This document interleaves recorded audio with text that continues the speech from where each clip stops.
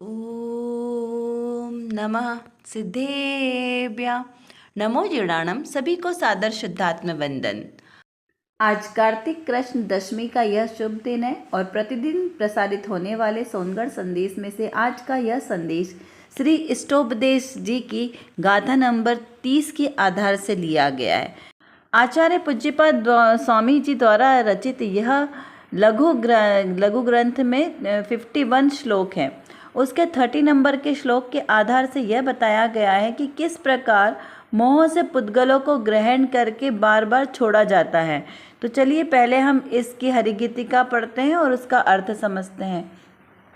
यहाँ पर लिखा गया है कि सब पुद्गलों को मोह से भोग भोग कर त्याग, मैं ज्ञानी करता नहीं उस उच्छिष्ट में राग। इसका अर्थ कहते हुए यहाँ पर आचार्य देव ने कहा है कि भोगों की इच्छा व्यर्थ है, यह बताने का प्रयास किया गया है। यहाँ पर बताया है कि भोगों को मैंने सभी पुद्गलों को बार बार भोगा और छोड़ा है, भोग भोग कर छोड़ दिया। अब झूठन के लिए उन पदार्थों में मेरी क्या चाहना हो सकती है, अर्थात उन भोगों के प्रति मेरी चाहना इच्छा ही नहीं है। इस प्रकार से यहाँ पर भोगों से विरक्ति की बात कही है और मोह की पराकाष्ठा बताइए कि मोह किस प्रकार से हम मोह के वश में होकर अपना ही अनर्थ करते हैं। तो देखिए ये सबसे ज़्यादा हमें समझने लायक है इस मोह की महिमा, क्योंकि बाकी चीज़ें तो हमें समझ में आ जाती है, राग और द्वेष के भाव भी समझ में आ जाते हैं कि राग के परिणाम है और द्वेष के परिणाम है, लेकिन मोह के परिणाम हमारे जल्दी पकड़ में नहीं आते कि ये मोह भी हमारे लिए बुरा है।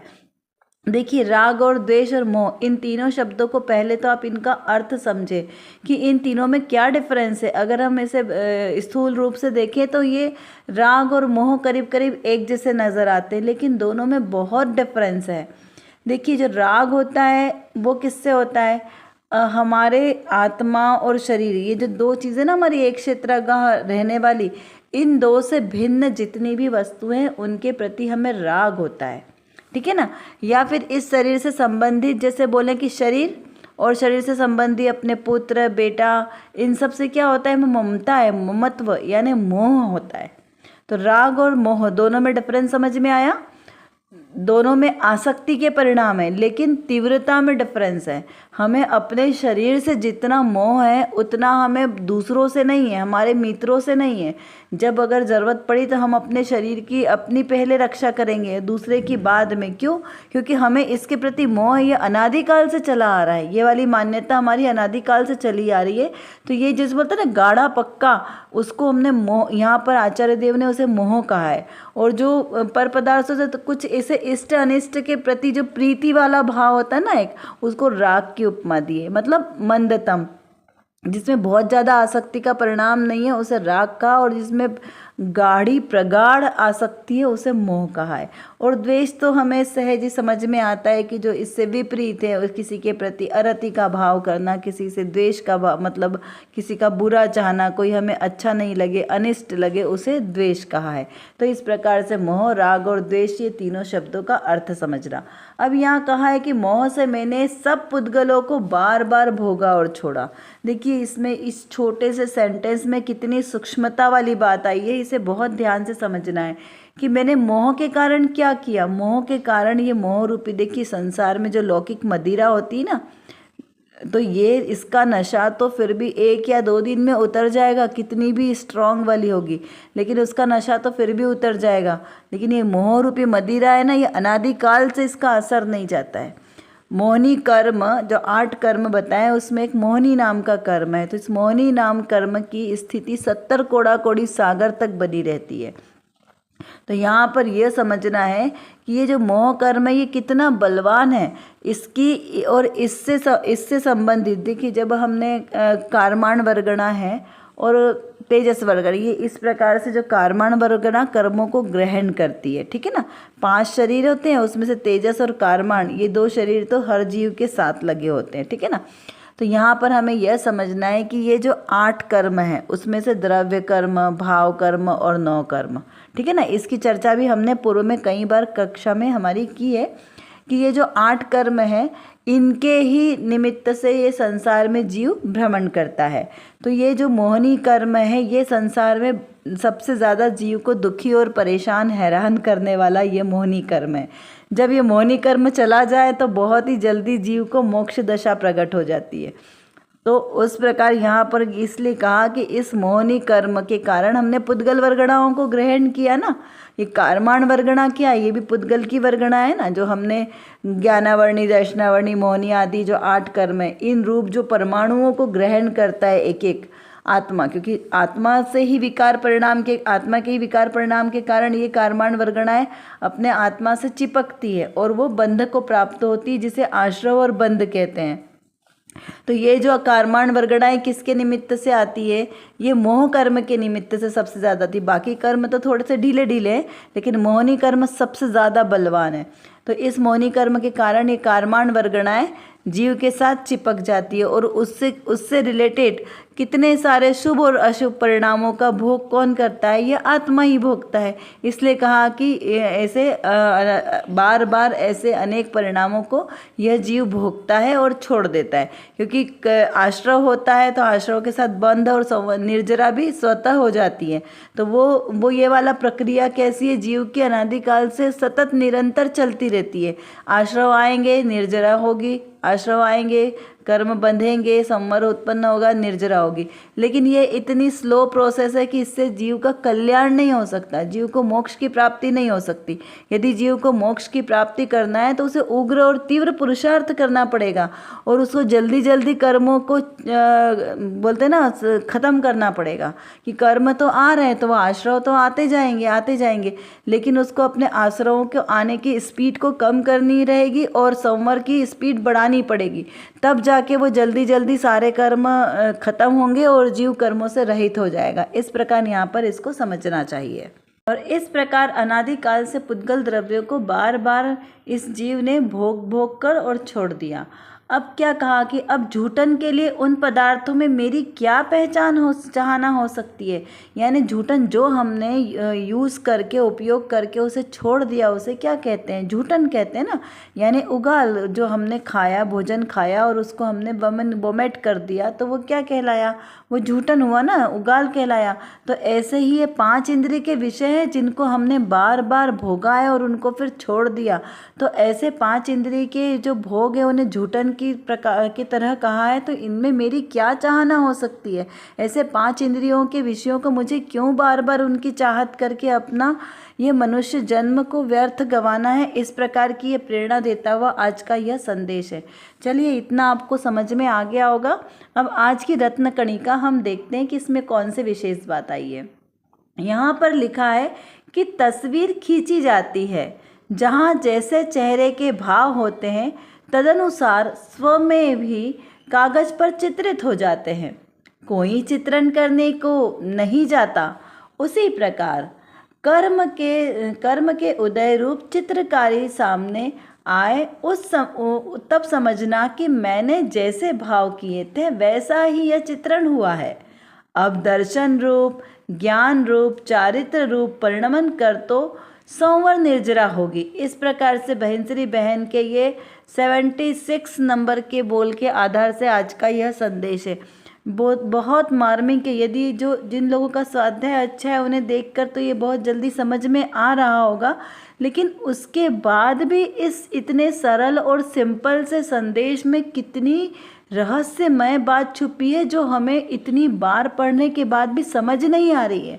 और सिर्फ इस भाव में नहीं, ये बात हम अनंत बार सुन चुके, अनंत बार हम इसको पढ़ चुके, लेकिन फिर भी आज तक ये हमारे दिमाग में नहीं आ रही, हमारे मतलब कहते हैं ना कि निर्णय में नहीं आ रही, हमारे श्रद्धान में नहीं आ रही। और इसका प्रमाण यह है कि इसीलिए आज तक हमारा जो कहते हैं कि हमारा कार्य सार्थक नहीं हुआ, हम अपने लक्ष्य की तरफ नहीं नज़र आ रहे हैं कि हमारा लक्ष्य हमारे करीब है।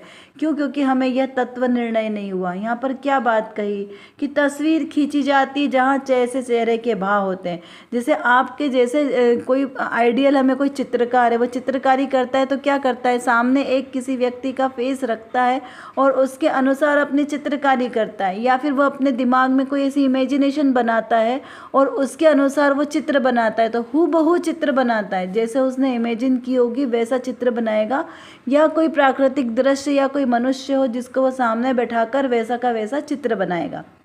तो यहाँ पर क्या कहा कि वो तदनुसार स्व में जैसा वो सोचता है वैसे तदनुसार जैसा सोचता है उसी के अनुसार वो स्व में ही कागज पर वो चित्रित हो जाता है। ठीक है ना। तो यहाँ पर कहा कि कोई चित्रण करने नहीं जाता, यानी कोई दूसरा उसको कोई शक्ति ऐसी नहीं है जो वहाँ पे चित्रण करती है। वो जो व्यक्ति है वो अपने विचारों के माध्यम से सहज ही वहाँ पर उसके कॉपी पेन कलर और उस कलर्स अपने आप ऐसे चलने लग जाते हैं, ब्रश।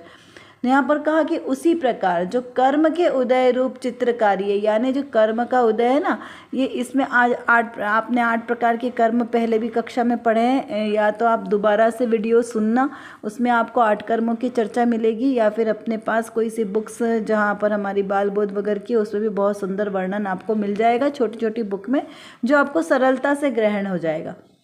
तो यहाँ पर 8 कर्मों में एक नाम कर्म नाम का कर्म है, उसे चित्रकार की उपमा दी जाती है, यानी जैसा हम सोचते हैं वैसे उस रूप अनुरूप वहाँ पर चित्रकारी होती है। उसी तरह के से नाम कर्म में जिस प्रकार हम कर्म बांधते हैं, जिस तरह के कर्म परमाणु बांधते हैं, उसी तरफ से हमारे को जो शरीर की संरचना आदि मिलती है, सभी में ले लेना। यहाँ पे शरीर संरचना, सुस्वर दुस्वर, आपका संस्थान, आपके शरीर में किस तरीके से ताकत है, जोड़ो आपके जो शरीर की हड्डियों का जोड़ कैसा है, वहाँ से लेके आपके रूप सौंदर्य, आपकी नाक कैसी बनेगी, कान कैसे बनेंगे, आपकी भाषा कैसी बनेगी, दिमाग कितना आपका चलेगा, टोटल चीज़ें ले लेना जो जो आपको समझ में आती है ना, क्योंकि ये बहुत विस्तार वाला विषय है और इसको इतने कम शब्दों में समझाना शक्य नहीं है, इसलिए मैं आपको शॉर्ट में बता रही हूँ कि इसको डिटेल में सब पूरा एक ले लेना, कि जो जो भी आपको आपकी आंखों से आपके ज्ञान में जितना समझ में आता है कि ये कैसे हुआ, ये कैसे हुआ, ये इतना सुंदर कैसे हुआ, ये कितना कुरूप क्यों हुआ, इसकी हड्डी बड़ी हुई क्यों है, इसकी एक आँख काणी क्यों रह गई है, इसकी वाणी इतनी कठोर क्यों है, ये इतना सुरीला क्यों है, सब जितनी भी चीज़ें आपको ऐसी लगती ना, ये सब नाम कर्म के कारण है। ये नाम कर्म एक ऐसा चित्रकार है जिसे किसी को बताना नहीं पड़ता और सहज ही उस रूप उसकी चित्रकारी एकदम परफेक्ट बनती है, इसलिए यहाँ पर इसका इस प्रकार से वर्णन यहाँ पर बताया है।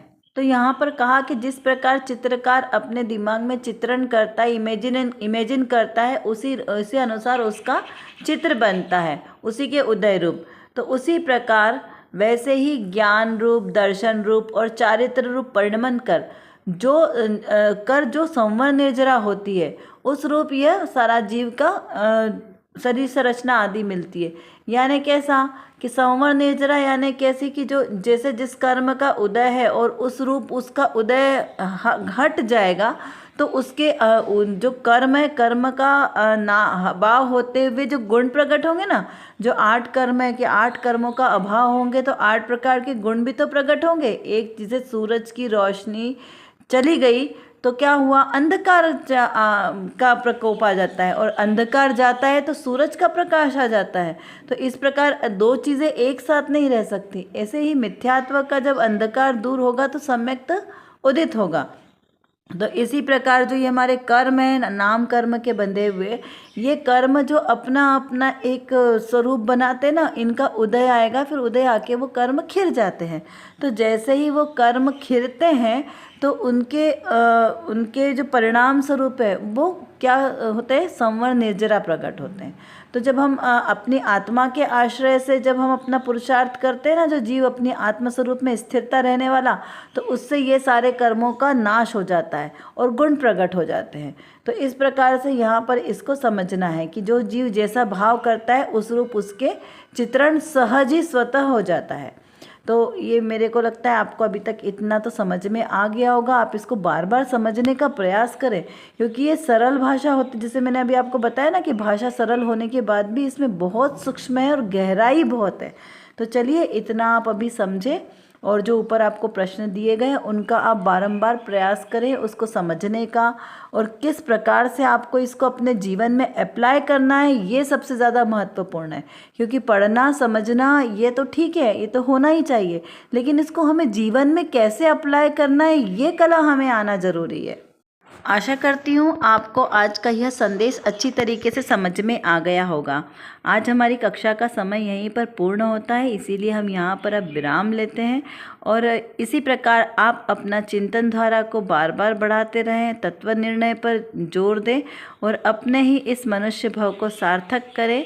जय जिनेंद्र।